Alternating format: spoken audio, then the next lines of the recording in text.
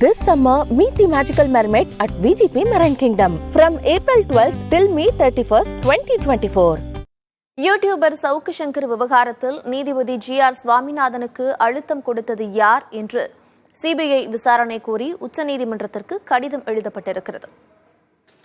குண்டர் தடுப்புச் சட்டத்தில் சிறையில் அடைக்கப்பட்டுள்ள யூடியூபர் சவுக்கு சங்கரின் தாயார் தொடர்ந்த வழக்கு சென்னை உயர்நீதிமன்றத்தில் நீதிபதிகள் ஜி.ஆர். சுவாமிநாதன், பாலாஜி ஆகியோர் அடங்கிய அமர்வு முன்பு கடந்த வெள்ளிக்கிழமை விசாரணைக்கு வந்தபோது நீதிபதி ஜி.ஆர். சுவாமிநாதன் இந்த வழக்கில் அதிகார பலம் பொருந்திய 2 பேர் தன்னை சந்தித்து இந்த வழக்கை உடனடியாக விசாரிக்க கூடாது என அழுத்தம் கொடுத்ததாக தெரிவித்தார். இந்த விவகாரம் நீதித்துறை வட்டாரத்தில் பெரும் பரபரப்பை ஏற்படுத்தியது. நீதிபதிக்கு அழுத்தம் கொடுத்த அந்த 2 பேர் விவகாரம் குறித்து சிபிஐ விசாரணை வேண்டும் என உயர்நீதிமன்ற தலைமை பதிவாளர் மற்றும் உச்சநீதிமன்றத்திற்கு புகார் மனுவை அனுப்பியுள்ளார் மூத்த வழக்கறிஞர் யானை ராஜேந்திரன். எனக்கு அந்த வழக்கினுடைய தன்மை பொறுத்தவரைக்கு நான் இப்போ ஒன்றும் போகலை. ஆனால் நீதியரசர் கூறுதல் 2 உயர் பொறுப்பில் உள்ள 2 நபர்கள் என்னை சந்தித்தார்கள், இதில் மெரிட்டில் நடவடிக்கை எடுக்க வேண்டாம்னு கேட்டுக்கிட்டாருன்னு சொன்னது பெரிய ஷாக்காகிடுது எனக்கு. ஒரு நீதிபதியை போய் இன்ஃப்ளூயன்ஸ் பண்ணுற அளவுக்கு இருப்பவர்கள் யார்? அவர்கள் அவ்வாறு செய்திருப்பது கோர்ட் அவமதிப்புக்கு உட்பட்டதாகும். எனவே அந்த 2 நபர்கள் மீது கோர்ட் அவமதிப்புப்படி சட்டப்படி நடவடிக்கை எடுக்கணுங்கிற ஒரு நோட்டீஸில் ஒரு வேண்டுகோளும், அடுத்தது இது சம்பந்தமாக சிபிஐ இன்கொயரி வேணும்னு கேட்டிருக்கேன். ஏன்னா அப்போ தான் இவர் சேம்பருக்கு போனது யார், வந்தது யார் எல்லாம் அந்த கேமராவில் இருக்கும், எங்கே சந்திச்சாங்க எல்லாம் இருக்கும், வரணும், இவங்களை அனுப்பிச்சது யார் அப்படிங்கிறதையும் சிபிஐ விசாரிக்கும்.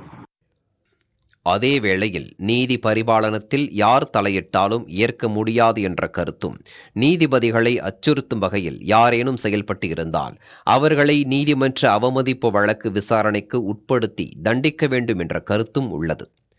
ஆனால் நீதிபதிகளுக்கு அழுத்தம் கொடுத்த நபர்கள் மீது ஏன் நடவடிக்கை எடுக்கவில்லை என்ற கேள்வியும் தற்போது எழுந்துள்ளது. அவரை நேராக பார்த்து அழுத்தம் கொடுத்து இந்த வழக்கை நீங்கள் விசாரிக்காதீர்கள் என்று சொன்னால் அது அட்மினிஸ்ட்ரேஷன் ஆஃப் ஜஸ்டிஸ், நீதித்துறை பரிபாலனத்தில் குறுக்கீடு செய்வது, அது நேரடியாக நீதிமன்ற அவமதிப்பு, கிரிமினல் கண்டெம்ட். அவர்கள் பேரில் கிரிமினல் கண்டெம்ட் எடுக்கணும். அப்படி சொன்ன தொட்டு அதுதான் உரிய நடவடிக்கை. அந்த விவரங்களை சொல்லணும், உலகத்துக்கு சொல்லணும். யார்ப்பா அவங்க வந்தாங்க, எந்த கட்சிக்காரங்க, இல்லை எந்த அதிகாரிகள், எந்த நேரத்துக்கு வந்தாங்க, எந்த இடத்துல வந்தாங்க, அவங்க என்ன பேசினாங்க அப்படின்ற விவரத்தை சொல்லி நடவடிக்கை எடுக்கணும். அது அவருக்கு நமக்கு தெரியாததெல்லாம் இல்லை. அவருக்கு இதே சவுக்கு சங்கர் பேரில் நீதிமன்ற அவமதிப்பு வழக்கு எடுத்தவர் தான் இவர். அவர் தண்டனையும் கொடுத்தவர். இன்னும் கேட்டால் அதில் அவர் எடுத்த நடவடிக்கை தவறு என்பது என்னுடைய கருத்து. காரணம், குற்றச்சாட்டு சொல்பவரே நீதிபதியாக இருக்கக்கூடாது. சவுக்கு சங்கரை தண்டனை கொடுக்கக்கூடாது என்பதல்ல என்னுடைய தரப்பு. அவர் சவுக்கு சங்கரின் மேல் குற்றச்சாட்டு சுமத்துகிறார், என்னை பற்றி அவதூறாக பேசினார், அது நீதிமன்ற நடவடிக்கையில் தலையிடுவதாகும். எனவே இது கண்டெம்ட். எனவே அவருக்கு நான் விசாரிக்கிறேன், அவர் விசாரிக்க கூடாது, இன்னொருத்தர் விசாரிக்கணும். அதுதான் நீதி பரிபாலனத்தினுடைய மிக அடிப்படையான விதி. உயர்நீதிமன்ற நீதிபதி ஜி.ஆர். சுவாமிநாதனுக்கு எதிராக கடந்த கால தீர்ப்புகளை மேற்கோள் காட்டி கொளத்தூர் மணி, கோவை ராமகிருஷ்ணன் உள்ளிட்டோர் உச்சநீதிமன்றத்திற்கு புகார் மனு அனுப்பியுள்ளனர். சவுக்கு சங்கர் விவகாரம் நீதித்துறை வட்டாரத்தில் பேசுபொருளாக மாறியுள்ளது. மேலும் இது தொடர்பான வழக்கை 3வது நீதிபதி விசாரித்து தீர்ப்பளிப்பதை பொறுத்து இந்த சர்ச்சைகளுக்கு முற்றுப்புள்ளி வரலாம் என எதிர்பார்க்கப்படுகிறது. இந்த விவகாரத்தில் 3வது நீதிபதி அளிக்கப் போகும் தீர்ப்பை பொறுத்து அடுத்த கட்டம் என்ன என்பது தெரிய வரும். அதே வேளையில் இந்த வழக்கை 3வது நீதிபதி விசாரித்து அளிக்கும் முடிவை பொறுத்துதான் சவுக்கு சங்கருடைய வழக்கின் அடுத்த கட்ட போக்கு எப்படி இருக்கும் என்பது தெரிய வரும்.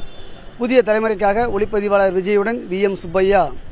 This summer, meet the magical mermaid at VGP Marine Kingdom from April 12th till May 31st, 2024.